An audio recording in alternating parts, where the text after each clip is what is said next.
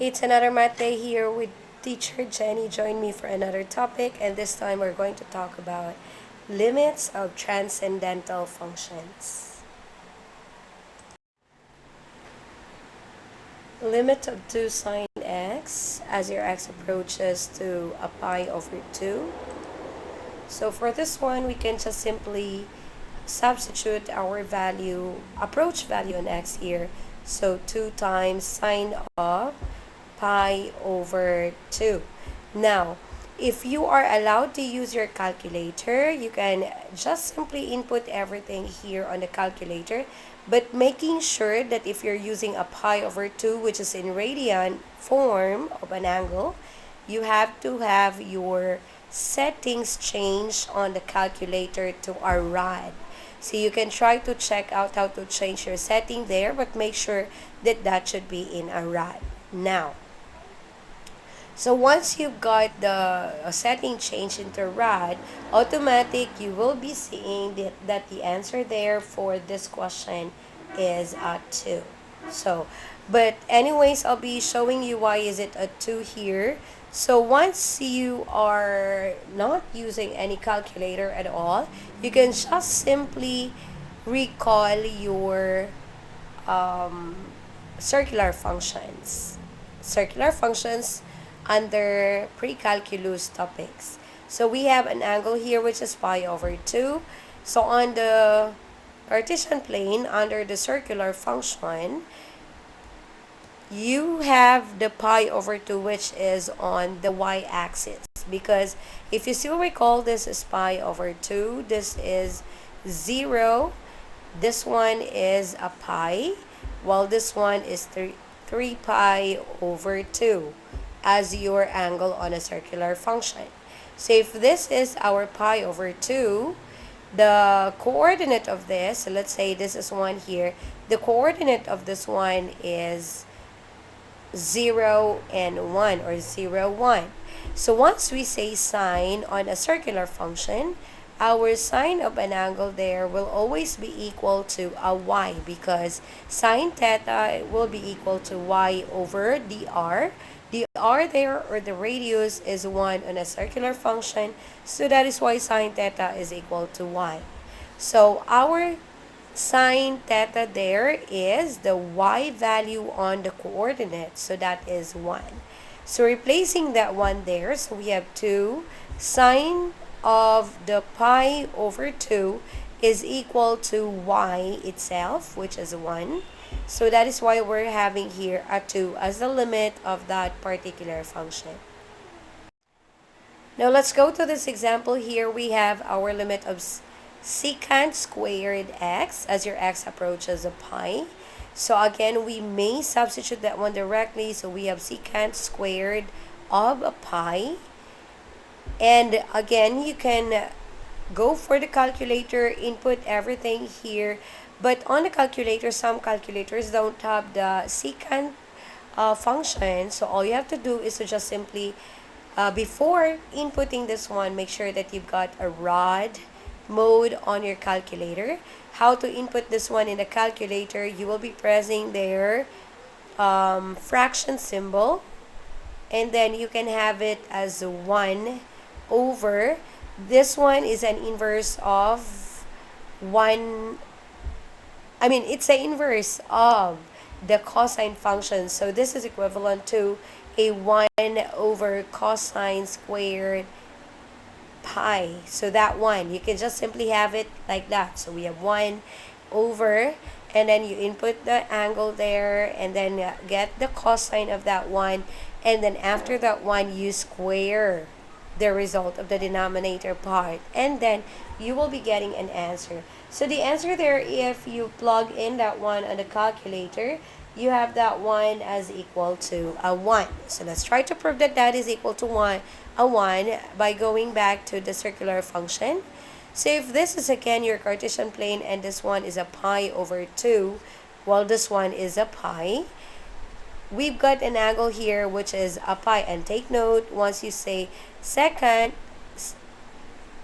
that is an inverse of your cosine. So naming our coordinate on the pi here, if this is negative 1, the coordinate of that one is negative 1, 0. So again, going back, once we say secant squared of a pi, this will be now similar to once we have it as 1 over cosine squared pi, or that is equivalent to 1 over cosine pi times cosine pi. Okay, by doing that one, we can now have our possible answer for the limit there. We have 1 over cosine of pi.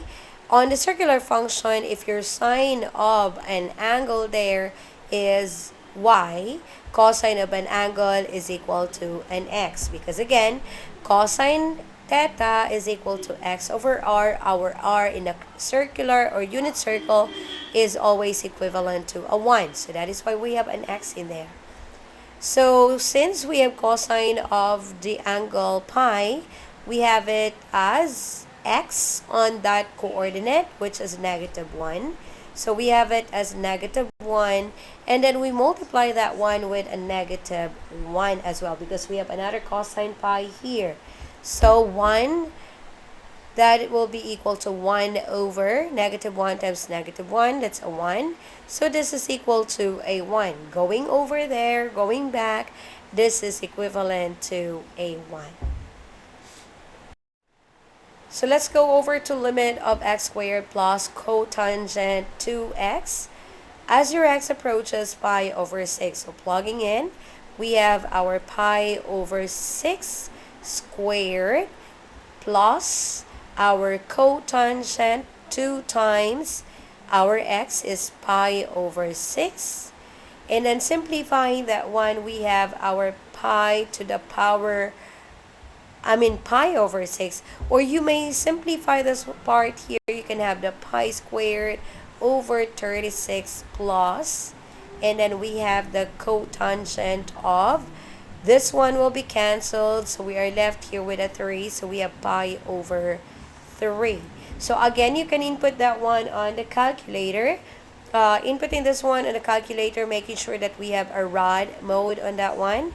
And to input the cotangent here, this is just simply equivalent to 1 over the tangent pi over 3, because again, cotangent is the inverse of your tangent function. So we have pi squared here over 36. We can go ahead and input that one on the calculator with a pi there as a pi and everything else. Now, that will be equal to pi squared over 36 plus the square root of 3 over 3. Once you try to input that one in the calculator, you have the equivalent decimal value on that one. So, continuing, why is it square root of 3 over 3? So let's go back to our circular function. Pi over 3, if you try to look at that one, this is pi over 2, of course. So our pi over 3 would somehow be somewhere here. This one is our pi over 3. Okay, if this is our pi over 3, then that means our coordinate here will be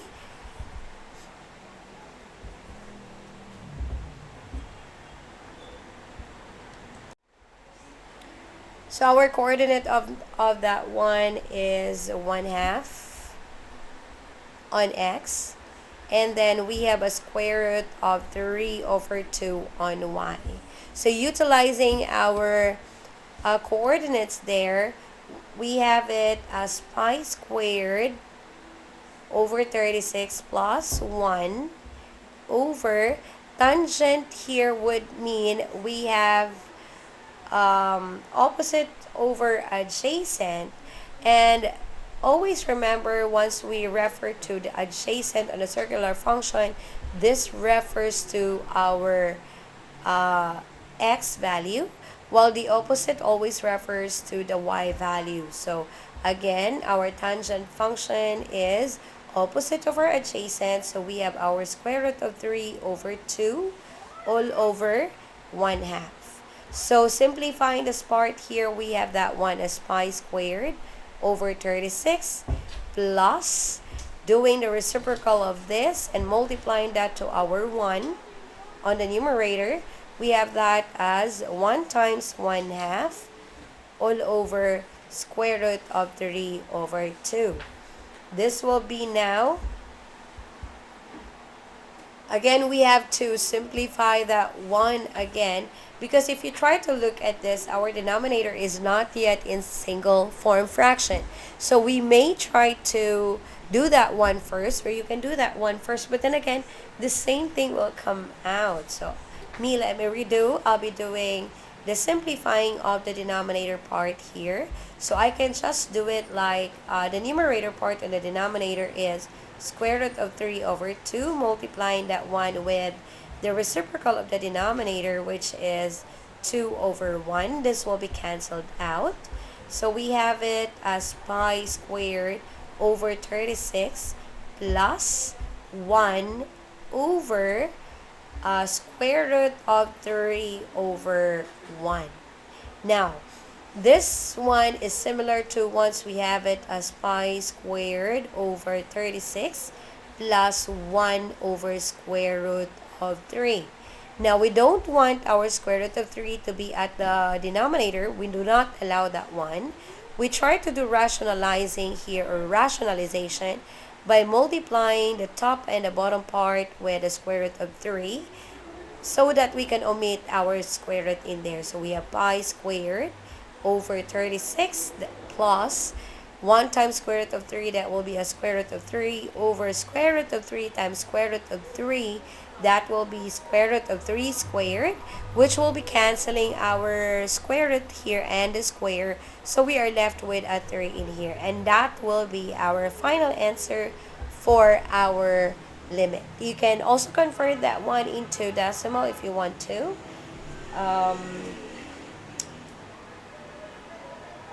So that is how you are going to find the limit of the trigonometric function. And once again, this is your teacher Jenny saying, practice and practice, and one day you'll be perfect.